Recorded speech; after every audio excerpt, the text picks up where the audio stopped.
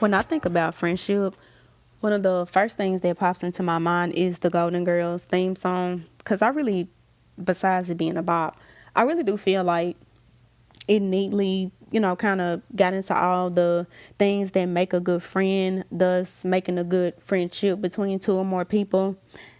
And as a matter of fact, I'm going to read the definition of friendship from Britannica. And they have the definition of friendship as a state of enduring affection, esteem, which is respected, admiration, intimacy, and trust between two people. And again, I really feel like not just the theme song, but like the show in general, because Golden Girls is a really, really, really good show. When I was younger, I used to be like, that does not look like it's for me. But I kept hearing people talk about it, and I was like, okay, let me finally see what this is about and if it's even good. And I wasn't even halfway through the first episode, and I was like, oh yeah, I'm gonna be hooked on this. This is good. So I really feel like throughout the series they also did a good job of acting out the ups and downs, the ebbs and flows of friendship. But the overall message of the show still was friendship is so important and will probably one of the longer lasting bonds in your life. Family, can be long lasting, but a lot of people are distancing themselves from their families or like completely disconnecting from their families for one reason or another. And in those cases, a lot of those people that have had to make that difficult choice have created their chosen family, built up of full of friends. So, and I don't want it to be lost that yes, friendship in general is important, but I specifically am going to focus this episode on friendship between women and how important it really is. And a lot of women don't value friendships between each other the same way they value relationships between other people, but I'm gonna get into that.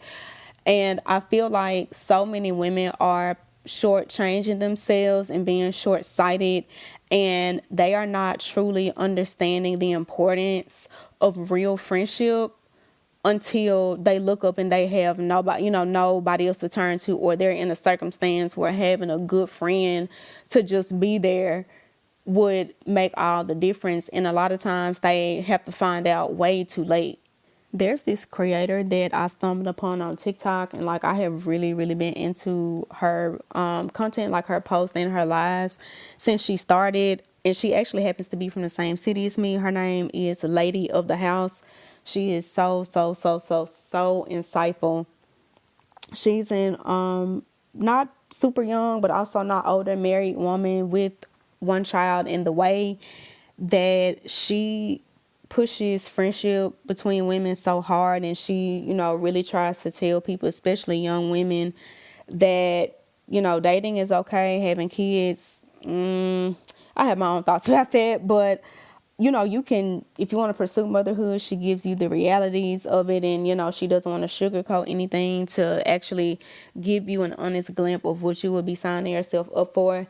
And she really presses the point of maintaining your identity, putting yourself first, not letting anyone, family, or your child or a man really impede on your self-worth and your freedom, and really be able to live in your authenticity and know when you have to do things that others may have a problem with. But that doesn't mean that there's something wrong with you for doing it, something wrong with them for having a way to feel about it. Because as long as you're not harming anybody, the choices that you make for your life should not bother anyone, especially if you're doing things that will help you on the short end, back end, both. If you are doing something that will have a positive effect on you, which means that you are making good decisions and caring about yourself and showing yourself love, and somebody's feathers gets ruffled from that, that's somebody you have to watch. And when I say watch, I mean put a wall up. You may not have to completely back away from them, and they actually may, because some people do grow and change. Most people do not, but some people do. But yes, not to go on a tangent, but I brought her up because something that she said the other day really, really, really stuck out to me. And I was like, ooh, I got to jot this down. I'm going to say this in my next episode. Well, I didn't know if I wanted to talk about friendship just yet, but with the conversation that was had, I was like, yeah, I got so much stuff on my mind. So I'm going to go ahead and get into that. She said that people want proximity without community. And I knew that. Like, I know that that's a thing. I know that there are people like that, but just for her to sweetly sum it up with such a succinct but yet powerful and insightful statement really just like blew my mind, because I think that that is a big obstacle that women have amongst themselves when trying to form those platonic bonds. I think that a lot of women want to, physically be in the orbit of other women because they think they may get something out of it, whether it's attention, clout, access to men, money, opportunities, whatever that one woman thinks that they may be able to gain from another, and not like in a iron sharpens iron type of way, but in a, ooh, I'm just here to use and take type of way. A lot of women, unfortunately, only see other women as factories of labor. And to be honest, that's how society sees women in general. Men are taught to use women, and women are taught to use other women, because the bottom line is society says that women are here to serve and work and do labor. Women are here to give up their time, their bodies, their independence, their thoughts, their self-expression, their jobs. They're expected to give up everything to the benefit of whoever wants to take it, because, it goes back to that women are the helpmate, he's the head and I'm the neck. Don't come over here with that. You're not a head or a neck or elbow or a toenail, fool. You are an entire actualized person. You're a complete person. You are an individual human being. It's convenient that religion wouldn't want you to believe that about yourself, because if it did teach you that, then it would also have to teach you that you actually don't have to submit to a man. You don't have to be fruitful and multiply. You don't have to cover up. You don't have to wear your hair like this. If religion taught women freedom, who would the men in the church take advantage of? I'm not saying it's impossible, but it's way, way harder to take advantage of somebody whose feet are firmly planted on the ground. It's hard to get access to someone who's walking in their authenticity, because if they are, they don't really get in the orbit of people that don't mean them well. And if you do happen to slip through the cracks, they're able to clock you quickly. And because they love themselves and are dedicated to walking in their true purpose, they're going to get you from around them. Yeah, I can see why they would want to teach it in church. And church is not the only factor, but it is a large one, especially amongst women in the South, of how they see themselves in their bodies, how they view other women, how they perceive friendship. And it's just what she said about people want to be in your face, but I feel like people want to be in your face, but they don't want to be on your team.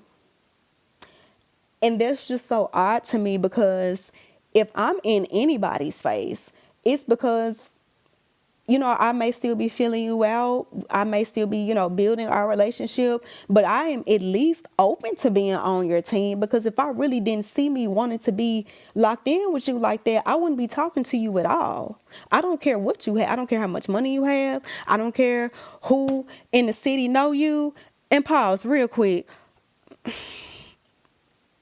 A lot of people in my city, they, may have local notoriety, and I'm not mad at anybody. There are certain people that have worked really, really, really hard.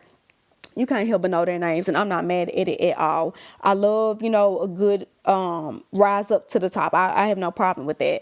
But a lot of women in where I'm from, they do kind of tailor their relationships or friendships based off of who they feel is more known in our city. And I don't mean no shade to my city. I love where I'm from. But it's not that hard to be a big fish in a small pond. Let me know When you expand your square footage, when you get you some bigger real estate and the people still know your name, then it's like, oh, okay, like, yeah, she making it shake. Yeah, I'll give her that. And I understand, wanting to be around like-minded people. There is one thing to want to be around people who you're compatible with, and there's a whole nother thing to pick people or pick friends based off of what you think being next to them is going to get you. But I actually don't mind when y'all girls get together, though, now that I think about it, because when y'all be over there and y'all little cliques that y'all using each other and telling each other business behind y'all back and talking about each other and probably sleeping with each other, man, and trying to sabotage each other behind the scenes because y'all really not friends for real and y'all really jealous of each other, while y'all over there doing all that rigmarole, me and the girls that really do love friendship will be able to find each other. So do your thing. Please get out the way so me and the real ones can link up. That's all I ask. Do you? That's your prerogative. I want you out the way. Anyway, so yeah, the girls, most of the time it's about getting married and having kids, and there is nothing wrong with either of those. However, and I probably would maybe do a separate episode. Y'all excuse me. I have my Invisalign trays in my mouth. Like my tongue and the plastic are like, they fighting each other. I'm trying my best not to sound like a mush mouth. But anyway. But all I'm really just saying is friendship to me is like so beautiful. I feel like it's one of the most beautiful parts of life because life is filled with so many bad things, so many terrible things that happen that are out of our control.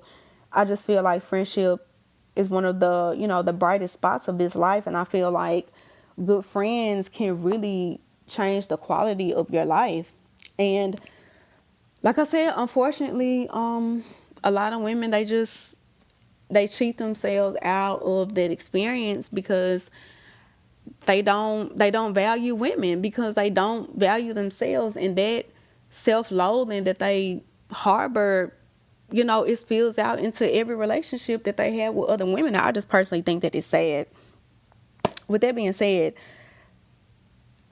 I need people to leave the gays alone because I'm on their side when they say sexuality is not a choice.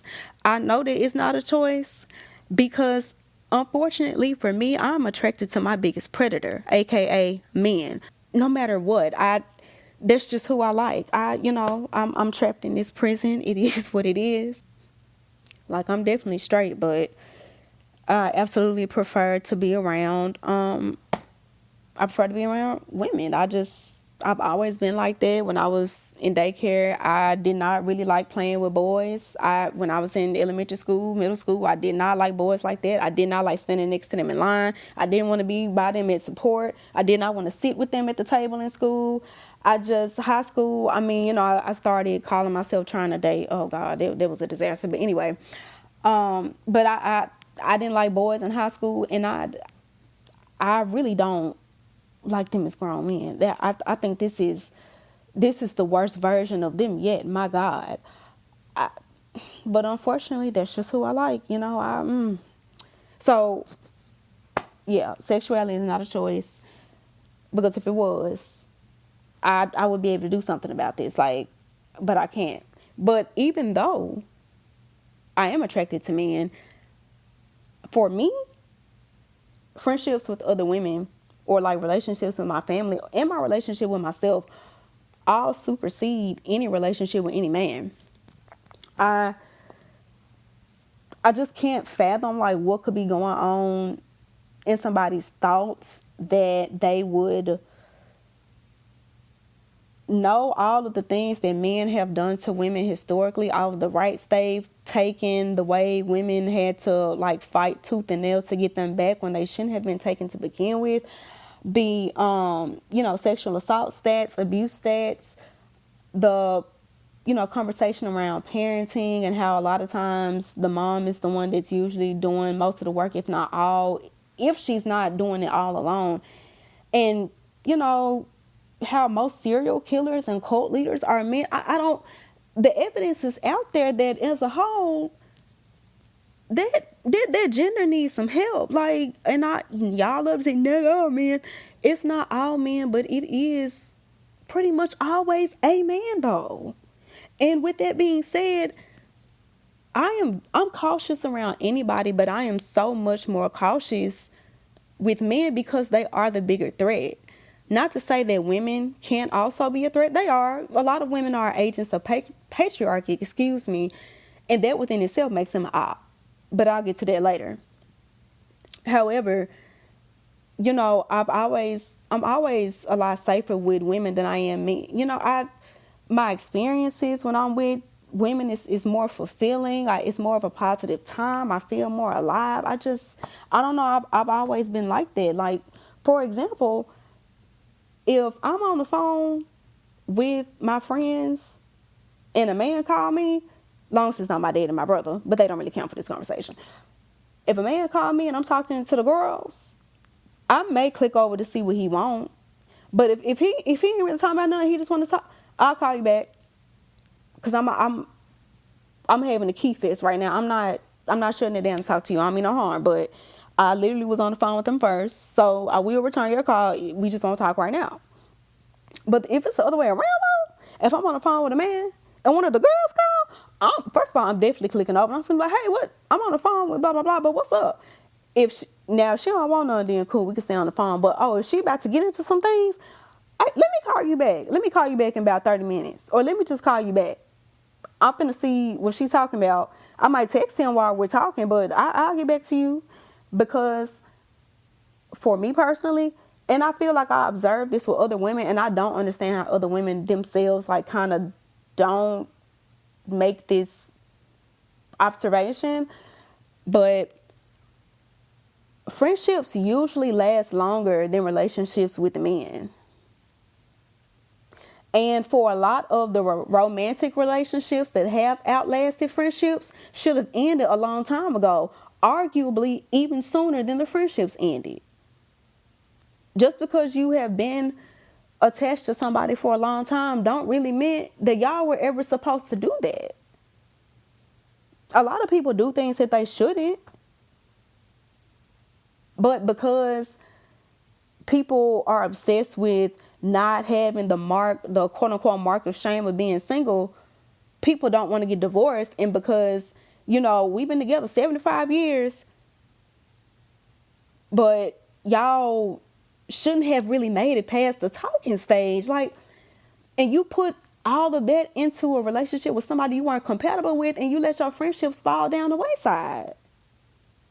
When most times when if you're not outside of marriage, if you're just dating, and you meet a man, more than likely your friends will still probably be around you once you and that man are done.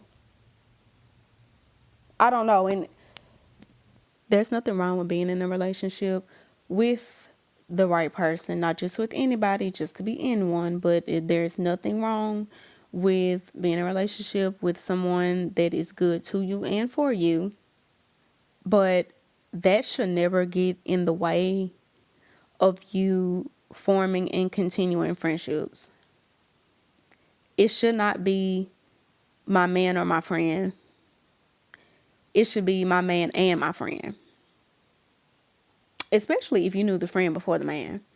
And extra, especially if the man ain't even a good one. Like, oh, God. But that's what happens when women are socialized and indoctrinated to put men on a pedestal and put, just anything masculine on a pedestal and have a negative perception of anything feminine, including women themselves. Which again is so sad to me, because out of all the people that are more than likely to be able to help you and be considerate and show up for you and actually love you and not really want anything in return and not put conditions on it, that would be usually a friend over a man. Men are incredibly fickle. They are very fickle. They're very selfish, and they 9 times out of 10 are going to do what's best for them, no matter who it hurts, including their children. Men abandon children all the time. And then who does the mom pretty much turn around to get support from? Her family and friends. which are usually mostly women, because a lot of her family and friends are probably, maybe not all time, but there is a very high likelihood that at least some of them are women who have had to turn to other women for community because their child's father either never did what they were supposed to do or stopped when it wasn't convenient for him anymore. When women get really sick, especially when it's terminal, it's not something that may happen to every woman, because I do think that there are men that will really stand by a woman and support her if she's having like really serious health issues.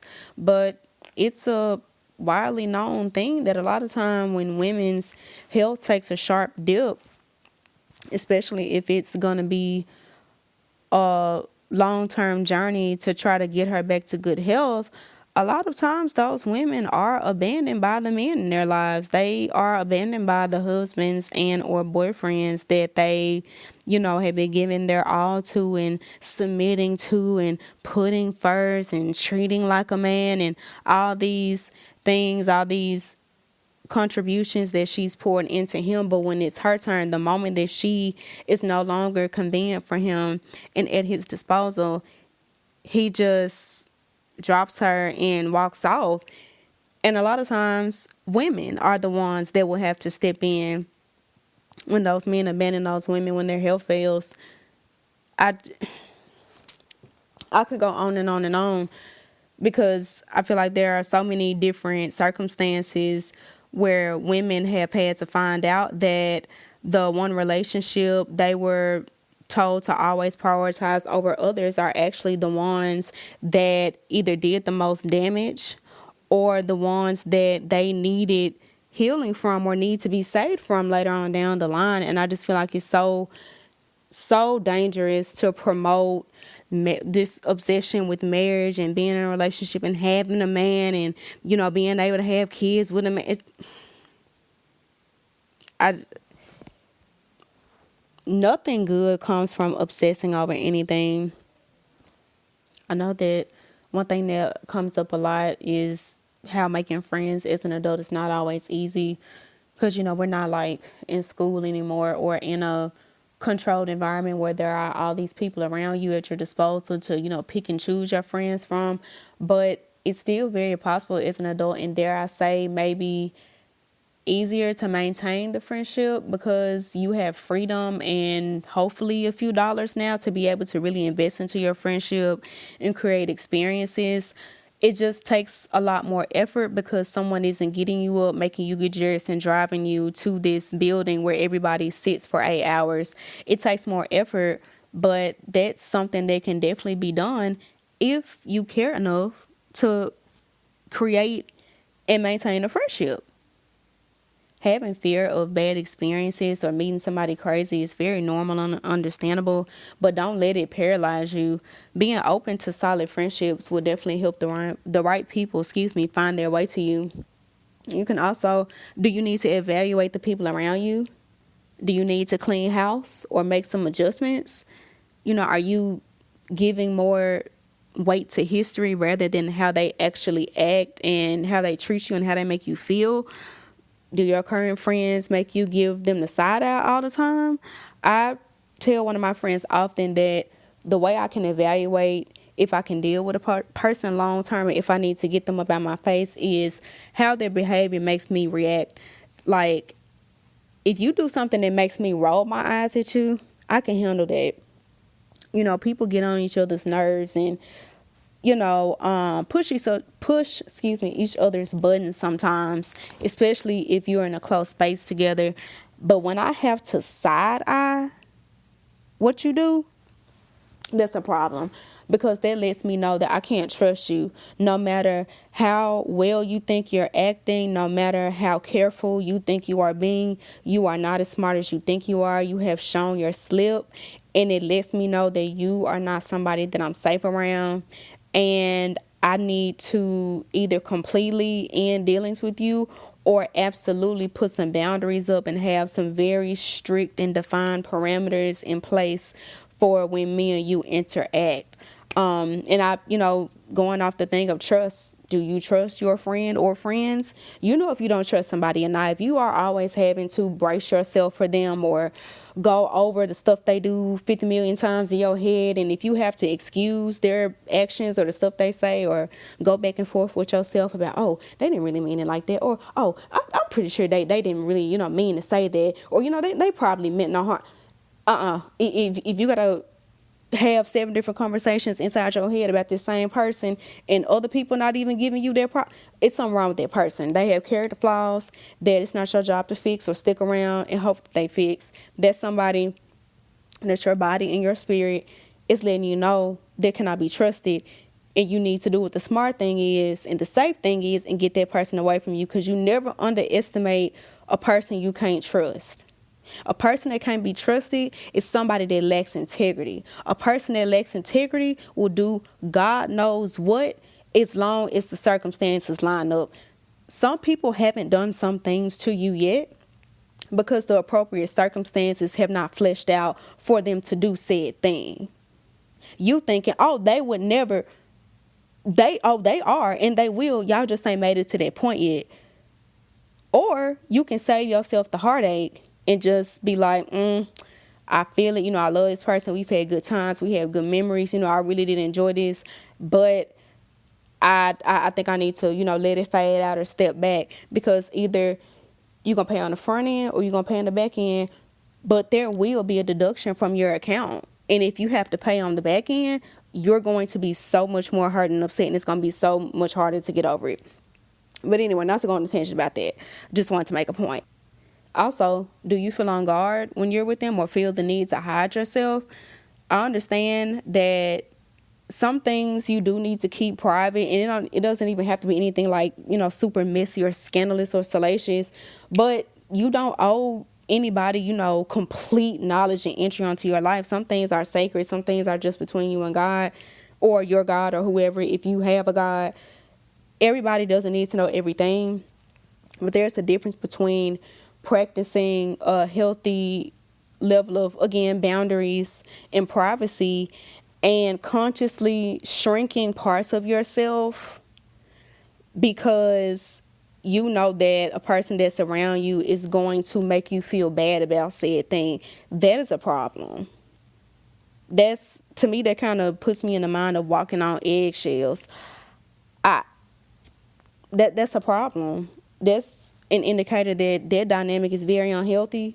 One person feels like they have the upper hand and wants to be a tyrant and wants to have power, and the other person is allowing themselves to be used and possibly abused, depending on the situation, just to quote unquote keep the peace.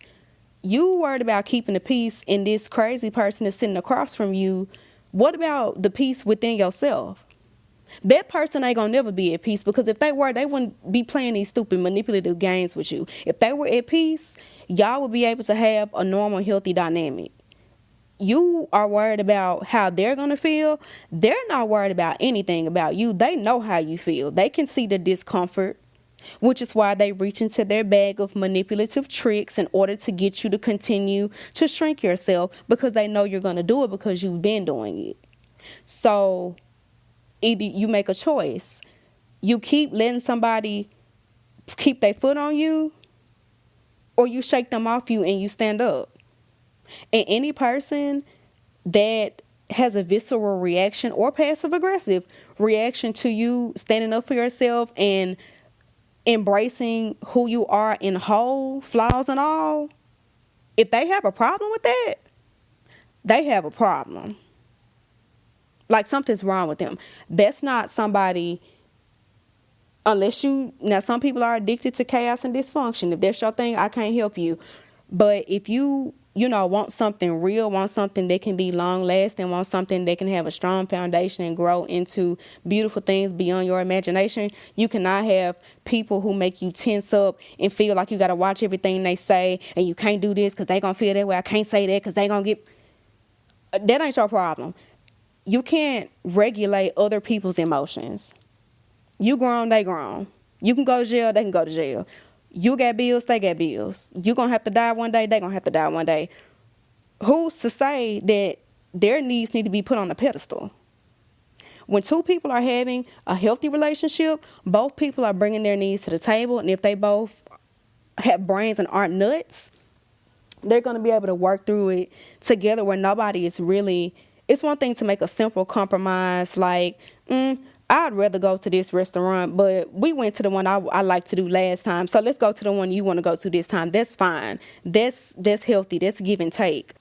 So yeah, making better choices for yourself, standing up for yourself, enforcing stronger boundaries for yourself, loving yourself more, upset your quote unquote friend or family, female relative, whatever, you need to give them the boot. They need their walking papers. Because that's not anybody that means you good, loves you for real, or respects you at all. They need to go. And I feel like this might be one of the most important parts of like forming and maintaining friendships. You have to take an honest look at yourself and say, am I even the type of friend that I want? Because a lot of people want a lot of things out of others that they could not begin to give to someone else.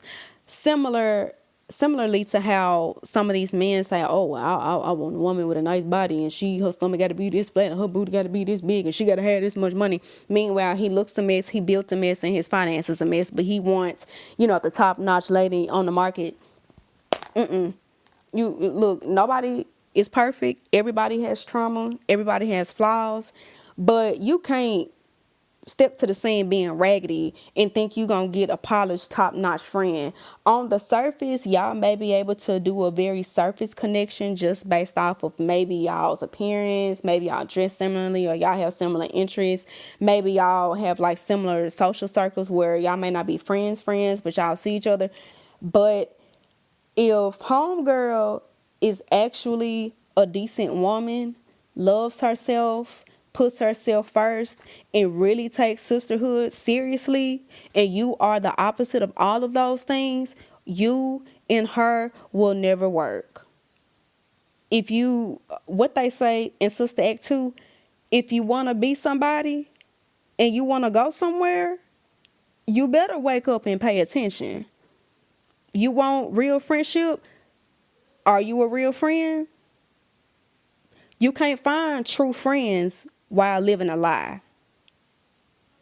People be passive aggressive, super gossipy, two-faced, really envious, competitive, and insecure amongst so many other things, and wonder why they having issues with friends.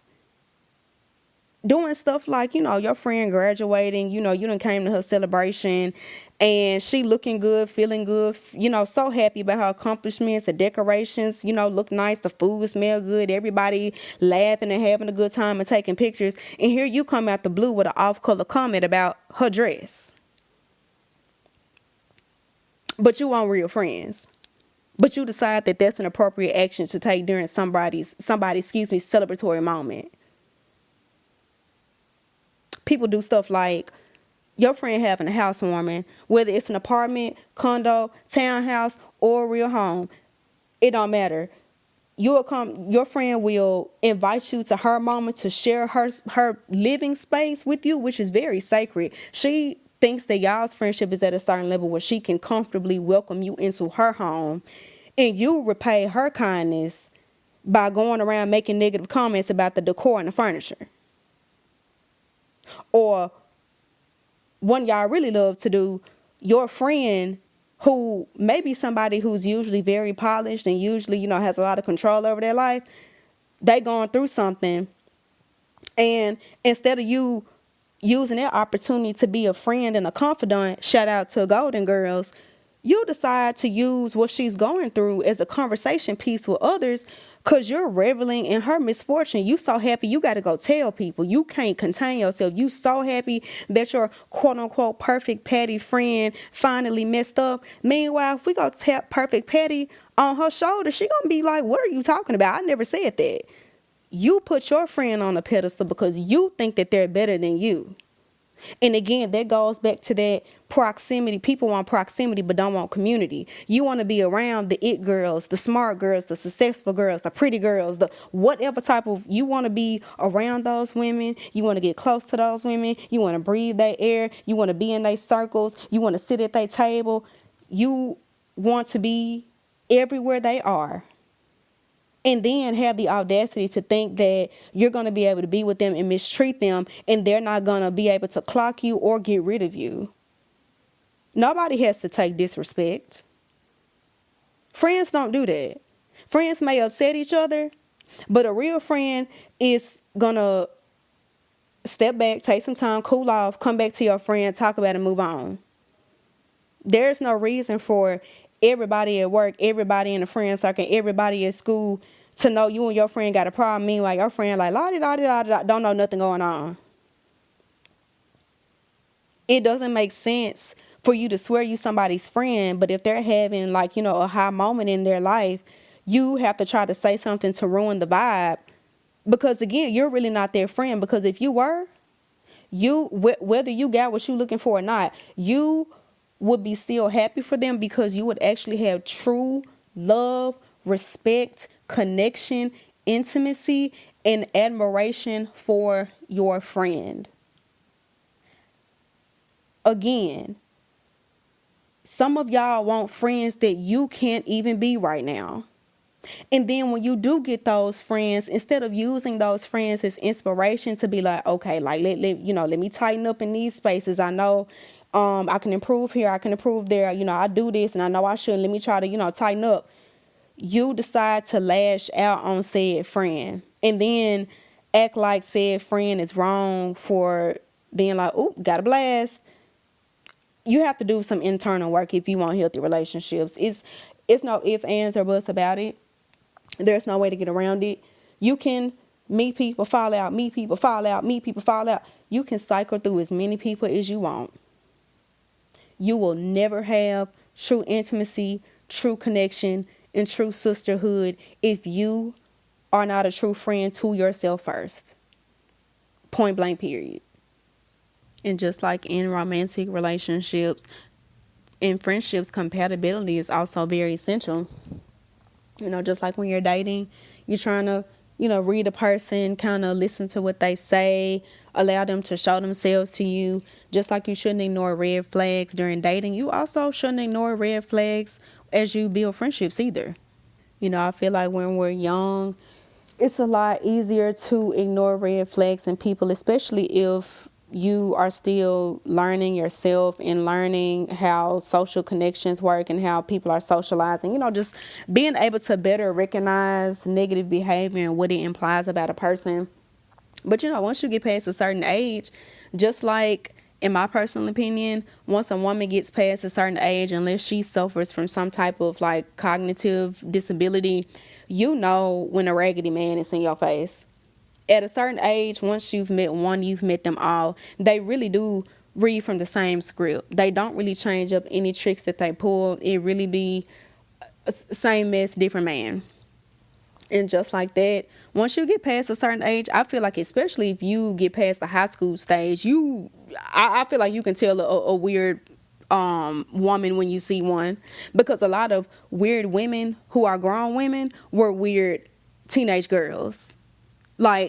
And a lot of them were very weird middle school girls. And some of them were very weird girls in elementary. It just gets more intense. It gets worse and worse and worse and more devious as they get older and know how to cause more harm. But also as they get older, they, I guess, figure out that they can mask it a little better when they really don't mask it that well. Because just like all raggedy men read from the same script, a lot of raggedy women read from the same script as well. So, just be diligent. I always say somebody trying to be friends with you too quick is the same as somebody trying to be your man too quick. Red flag. She's trying to rush you into this deep connection so you can let your guard down. So because she has ulterior motives, and it doesn't matter what she has planned, you don't want to know. Because it can range from something petty to something really life-threatening. And since we only have one life, who has, time to waste or take that type of chance? Don't worry about it. But even with the possibility of meeting bad friends on the table, I still bet on women every time, because my experiences with women are far greater than my experiences with men. Even past people that maybe weren't the best friends still gave me more than men did. That's why for me, it hurts so bad from negative friend experiences, because I expect malarkey from men. But my girls, we're supposed to be locked in. But that's just, that's a part of life, to have the sobering realization that you and somebody don't share the sisterhood that y'all thought y'all did. But with that being said, as these downs happen, just know that there are also ups with your people if you're open. And by your, I don't mean people that you possess, own, or control. I mean people who are aligned with you. People who will love you through your flaws and not try to change you. People that speak life into you, and not because they want to be able to get something from it, but just because they genuinely want to see you shine and they want to see you win. People that you don't even really have to tell them if you need anything from them. They are so in tune with you as a person and your needs and your moods. They can anticipate when you may need something, when you may not feel so comfortable speaking up, or maybe you are just so disassociated with trying to get through the day to day. They can step in and lift you up without you ever having to say anything. That's when you know somebody is your person, or, a part of your tribe. All that other stuff is cool, but it's the deep rooted stuff that really shows you if somebody should be in your inner circle. That's what really lets you know. And like I said a moment ago, for me, I don't like to force connections. I like to let things happen on their own. I like for them to develop at a normal pace. And I don't like to try to get attached to any outcomes. If we are meant to be friends, we will. If we're meant to only be associates and go out and have lunch and catch up, that's fine. We can do that. If we are meant to be friends on a deeper level, that's great. But whatever we're meant to be or not meant to be, I'm going to let it organically happen. I'm going to pay attention to what you say, what you do. I'm going to not have rose-colored glasses on because I'm just so pressed to make a friend. I'm just going to let you show me who you are. And if I love what I see, we are locked in. And if I don't, nice meeting you. The door is that way. You can go find you somebody else you better, align with it. I'm just not it. It is what it is. And again, I understand the fear of getting hurt. I promise I do. But if fear of getting hurt doesn't keep you from romance and entertaining men, it shouldn't keep you from friendship either. I'm sorry. Like, if you can deal with them and give them chances and be open to them with the stuff they be doing, you can be open with a friend. I just feel like there's no excuse. But again, people can, give advice about, oh, go here, meet these people, try to find like-minded people, do this, do that. All of that is fine and dandy, but none of that advice can be actually applied if a woman does not value connections with other women. Arguably, if they don't value connections with other women more than connections with men. I believe a common obstacle to solid friendship amongst women, or solidarity period, is a result of putting romance on a pedestal. A lot of women simply value connections with men more. And this particular trait goes beyond, the typical stuff that people may tell a story time on TikTok about, like, forgetting about your friend when you have a man. Actively devaluing platonic love from other women erodes your capacity to show up for women in your life, including yourself. This is why a lot of women do not have good relationships with their daughters, because the moment they found out they were having a girl, they immediately began to project all types of crap on a growing fetus who had not even made it to this world yet. And when you have that type of bias, you carry that into all of your interactions with women, and until you check yourself and evolve from that, because I do understand from the moment kids come out the womb, it's wife, mom, wife, mom, wife, mom, submissive church, labor, labor, labor. I get it. But at a certain point, you not know 5-year-old, 10-year-old, 15. At a certain point, unless you die young, you get older. And as you get older, you have to make a conscious choice and effort to unlearn that men matter more than women. Stuff like, it can be as at best, stuff like being inconsiderate of your friend, but walking on eggshells for men. Your friend 15 minutes late to your birthday dinner, you cutting her off, posting subliminal stuff about her on your story, retweeting stuff about some secret she told you months ago. And it's like, whoa, whoa, whoa. Like, maybe your friend got caught in traffic. I'm sorry. I mean, black people be late. It is what it is. Hey. Like, that, being late is rude. However, you would snap on your friend for something like that, but you would have a man whose phone going off 2, 3 a.m. He coming in late. He been gone. He turned his location off. You don't know where he at. But when you out, you got to check in with him every 5 to 10 minutes to let him know where you at. And he calling you, blowing you up all night when you after girls. But you allow that. But your friend can't breathe too hard. You ready to bite her head off and talk about her and blast her business on social media. That's a character flaw. And if you are a person like that, you don't actually deserve friends. When in actuality, there should be mutual respect and healthy boundaries in both relationships. No, your friend shouldn't be disrespecting your time. But neither should your man. And if you're going to have standards for one, have standards for all. Having standards is something that you stand on no matter what. What people have in their underwear should not change with the fact you actually hold to your standards. That doesn't make sense. That's not actually having standards. That's self-hatred, because you're holding women to a higher standard and giving them harsher punishments, while men are out here doing much worse, and you just sit there on your hands and wait for them to stop doing it, which they never are. Then get on TikTok and cry to everybody else about how your man is raggedy. Then when people in the comments saying, girl, leaving, no, that's my man. He took me to Chili's last night and he finally stopped leaving pee on the toilet seat. That's my man. Well, then shut up and get off. I hope somebody disable your Wi-Fi. Stop telling us about it if you ain't gonna, like, girl, gone. It be stuff as simple as that. Or if you really a raggedy woman, it can be as extreme as remaining friends with a man that you know or have been told harmed one of your friends, or just a woman in general, but your logic is, well, he didn't do it to me, so you keep associating with him.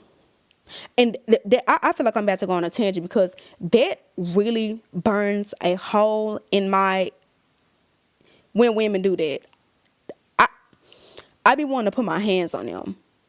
That is such an unfortunately prevalent issue amongst women.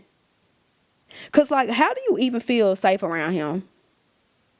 The minute I get a whiff of a man being weird, the minute I hear rumors about you, the minute I see you being exposed and somebody accuse you of sexual assault or abuse or something crazy, or abandoning your kids, I'm purposely distancing myself from you with the man for the rest of forever. Because my frame of mind is, if he that type of man and that's how he see women and that's how he treat women, but he up in my face and he trying to interact with me, he want me to be his next victim. That's just, it ain't no other way. He might be trying to, use me as a way to discredit his current victim, and I ain't going for that either. But I'm immediately, he want to do it to me next. He testing me. He trying to see if he can do it. I don't see how you would think anything else other than that with men like that. And I also think a part of that is I don't think people know how common sexual assault and abuse actually is, especially when it's a man doing the harming and the woman is the victim, or a boy doing the harming and the girl is the victim. According to the National Sexual Violence Resource Center, between 2% and 10% of sexual assault reports are false. Let me say that again, because people, they might be lying. I don't think he did. And how you know? Why would you just believe it? Between 2% and 10% of sexual assault reports are false. That is a very small percentage.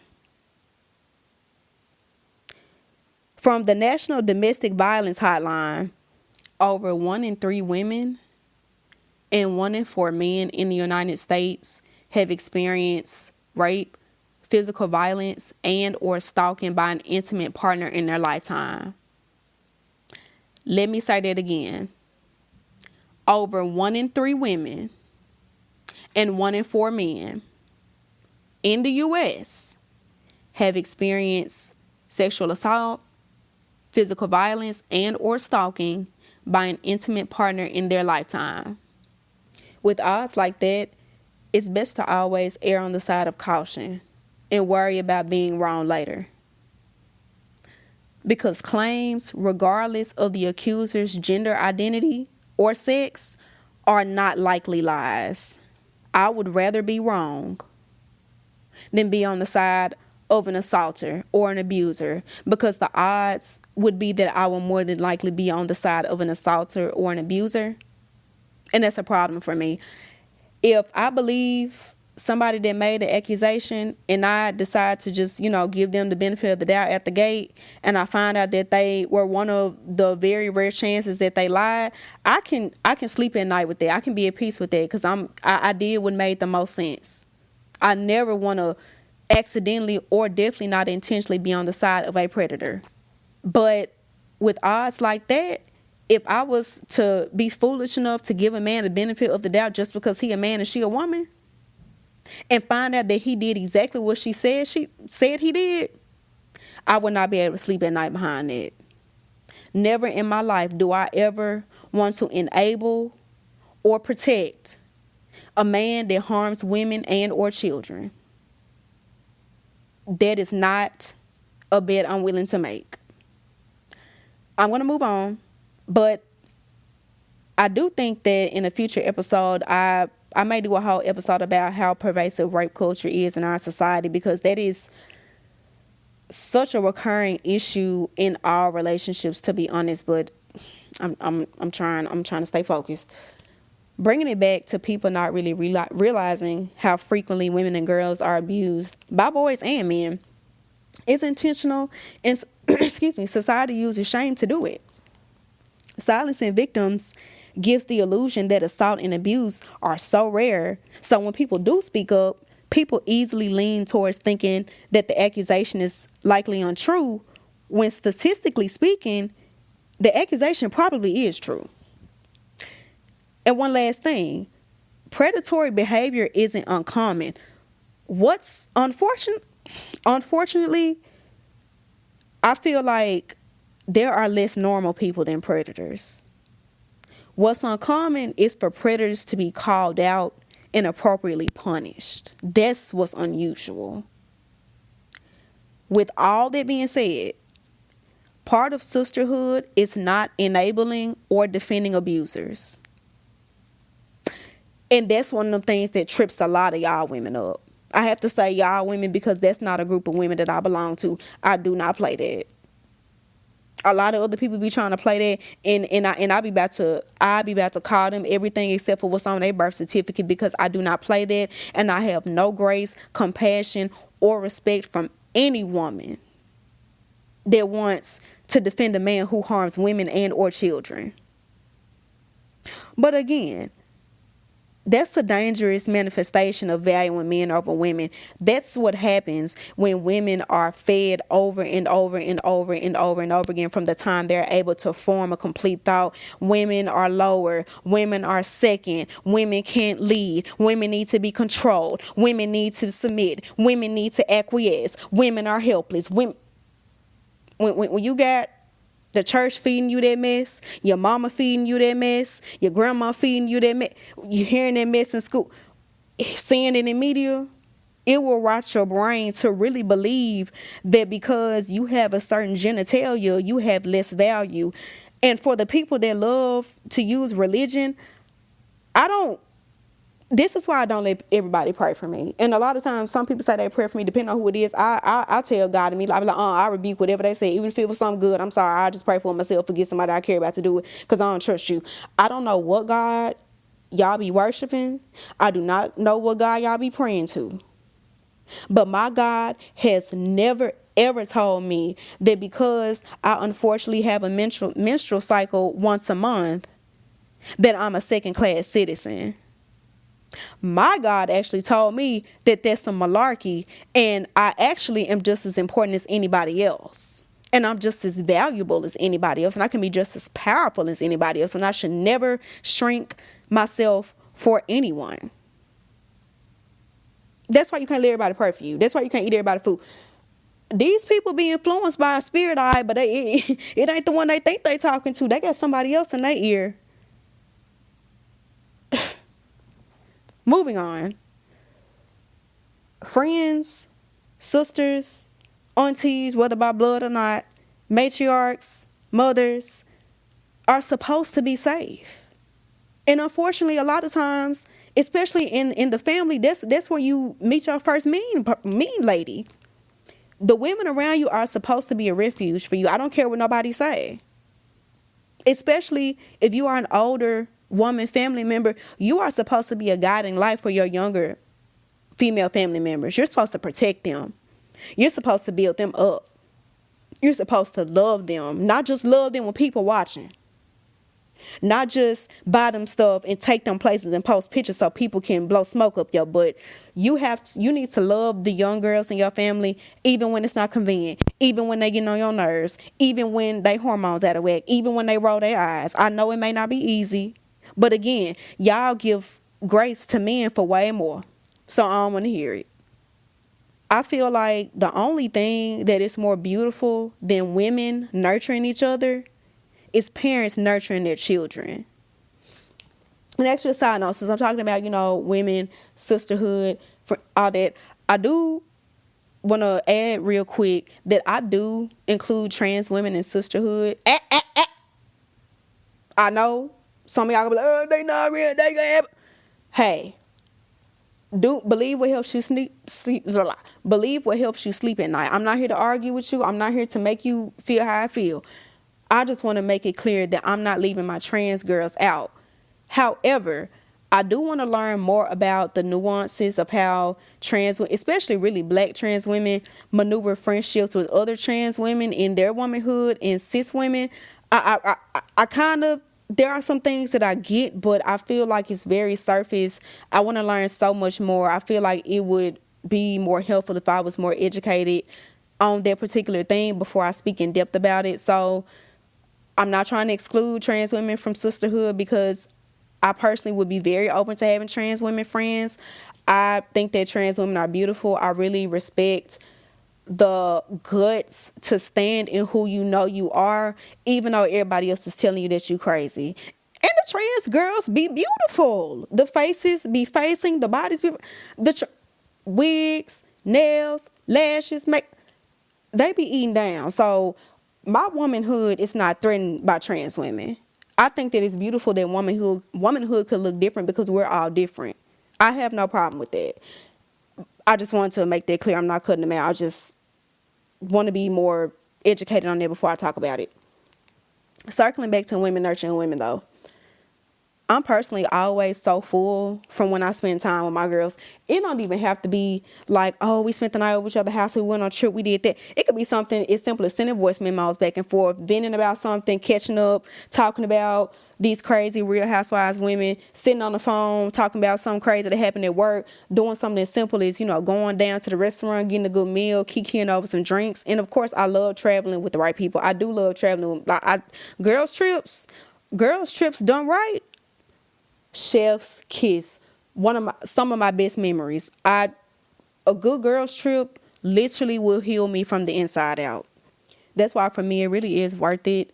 When you do the work on yourself, you get that indoctrination out of your head, you deconstruct from religion, you clock the unhealthy friendship patterns or women relationship patterns in your family, because a lot of times that's where it come from. A lot of people can't be good friends because they learned how to be a bad friend from their mama. Their mamas ain't got no friends, and if their mamas do have friends, she talk around like a dog behind their back. She tell their business. She love when bad stuff happen to them. She jealous of them. She always trying to compete. If your mama and your grandma and your aunties were clowns, if you love yourself, please put down the clown wig and take off the clown nose. Unless you want to join the circus with them. You gonna either boss up and have what they can't get and actually find real women that love other women and you can be healthy around, or you gonna join the circus. Because let me tell you, if your female family members do not know how to be friends to other women, they don't know how to be friends to you either. And you probably do need to at least distance yourself from them at the very least, because I know they've done you dirty. But they use that, we're family. You only get one this. They only get one you. But they want to use their position in your life to manipulate you into allowing them to mistreat you, because they do not value women, because they do not value themselves. When two people make a mutual agreement to invest in their friendship, respect each other, and lead with love, I feel like it's so life-changing that good, genuine friends will open your mind, open your spirit, open your life up to so many good things that you would have never even considered before. I could be wrong, but I feel like we won't see a substantial shift in women taking friendship more seriously until women as a unit take ourselves more seriously. Because in my opinion, that goes beyond being educated and having nice things. Are you bold enough to follow your dreams? Do you stand up for yourself? Do you let other people's opinions control you? Do you have high standards in romance? Do you create your own path? Or do you follow the script that's been given to you? And if you can't answer those questions without noticing that you're giving up your power or not standing in your authenticity and you're not happy, you're not gonna be able to find what you're looking for. Everything always starts with self. I'm sorry. Everything starts with self. Everything starts at home. Everything starts with childhood. The operative word in self-esteem is self. The operative word in self-worth, self-assurance is self. Until you are good, you cannot create good. You cannot connect well until you are well. Well, I think I'm going to wrap this episode up right here. I really didn't even realize that I've been talking this long, and I don't want to be redundant. It's just that from personal experience and observation, I know that real friendship that goes beyond convenience and superficial things is really undervalued, and ironically, those kind of friendships will transform you and change your life. I hope that the trend I see on social media of women prioritizing friendship will translate in real life. Some of y'all be scaring me because I think y'all just be saying stuff just to say stuff, and y'all actions do not line up, but others do give me hope. So best of luck to all the girls out there, and until next time.